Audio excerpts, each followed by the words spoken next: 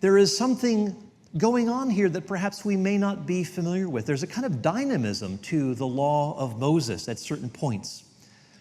And so not everything is as permanently fixed as we might think, which suggests that the law of Moses was something of a working model, not that there aren't objective standards that carry over into the New Testament, but there are things that are temporary, things that are actually going to be adjusted as we move through the books of Moses.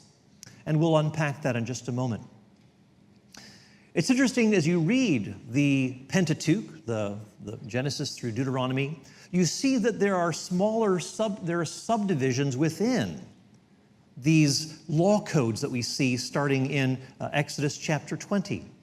We see, of course, the Ten Commandments. This is one solid bedrock set of commands or part of the covenant that God is making with the people. There's also the covenant code, which begins in Exodus 20 and goes through chapter 23. So this is kind of a mini or smaller law, kind of a proto-law that unpacks some simple regulations for the people of God. But then as things move on, we get to the priestly code, which is, again, directed to the priests and the building of the tabernacle and so forth. And then we get to the holiness code, which is directed to the people after there's been a kind of rebellion.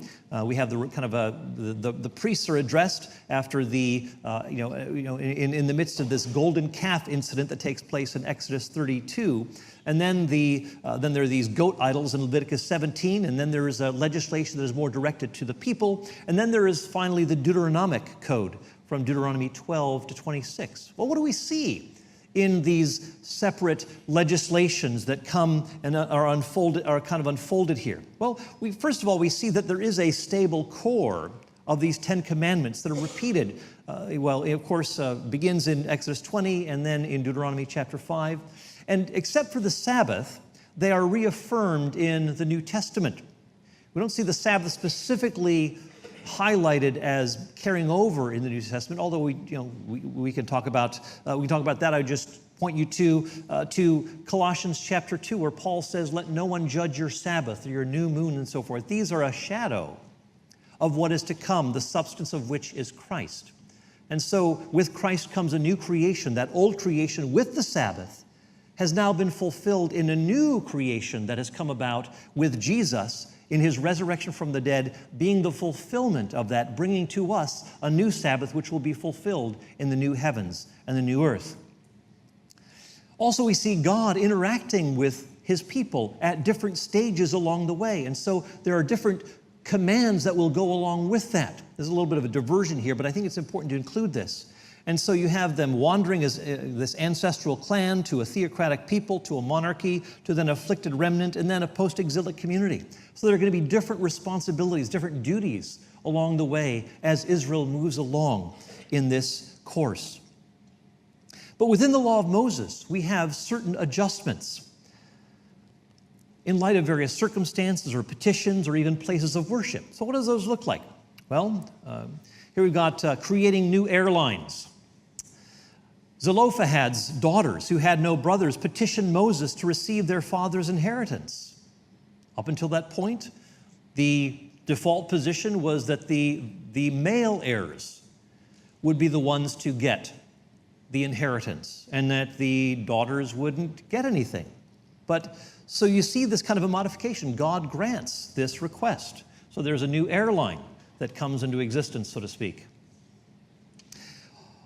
There are also alterations that we see in the law of Moses.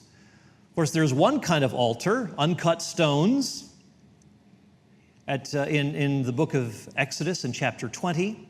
But then we see that when the tabernacle is being built, it's not made of uncut stones, but rather an altar made of acacia wood. So we do have this alteration, if you will. I was going to do meeting places here, but I couldn't quite come up with something. But it's not quite a place. But the ceremonially unclean can't eat meat from offerings, we are told in Leviticus 19. But yet a later text says that this is permitted. Also, there is a passing over of earlier legislation where the earlier ceremonially unclean person wasn't allowed to celebrate the Passover, but upon appeal, this was revised, and unclean persons were able to celebrate the Passover. We even see some of this adjustment in the New Testament, some of this adaptability.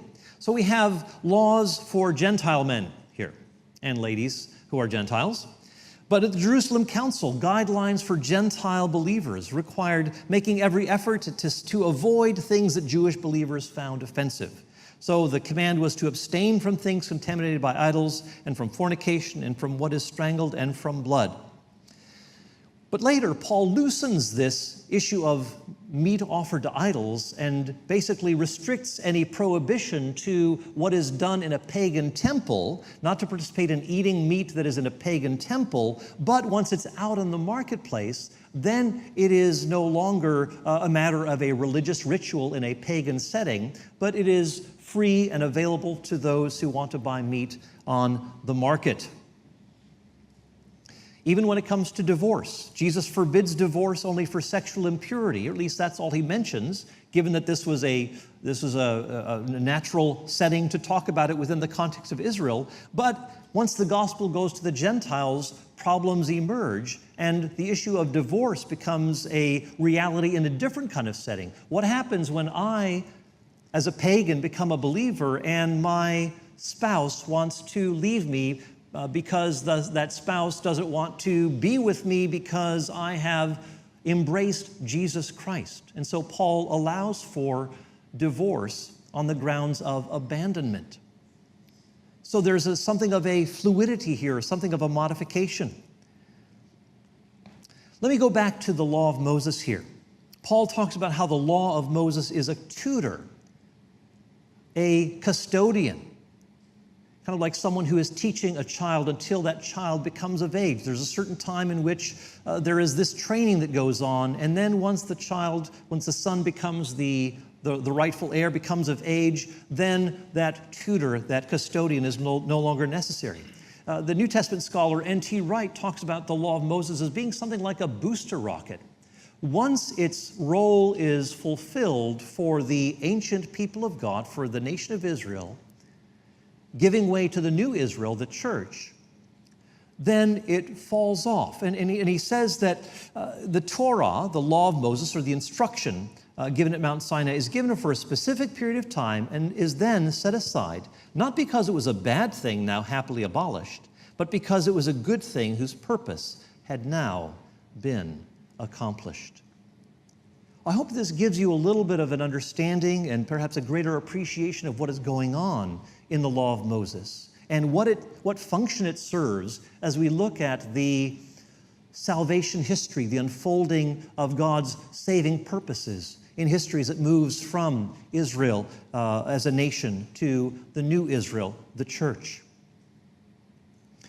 And one scholar talks about how Scripture authorizes its own reinterpretation. So I want, again, a reminder, it's not as though I'm just kind of picking and choosing a few things here, but trying to look at what Scripture is actually saying and how there is this dynamism and try to point that out and say, well, maybe there's something more going on than kind of a more rigid understanding of some of these laws that are somehow fixed and unmovable and that there is no adaptability going on. So we do see some of that, not all the time, certainly, but we do see a certain dynamism taking place in the Old Testament in particular.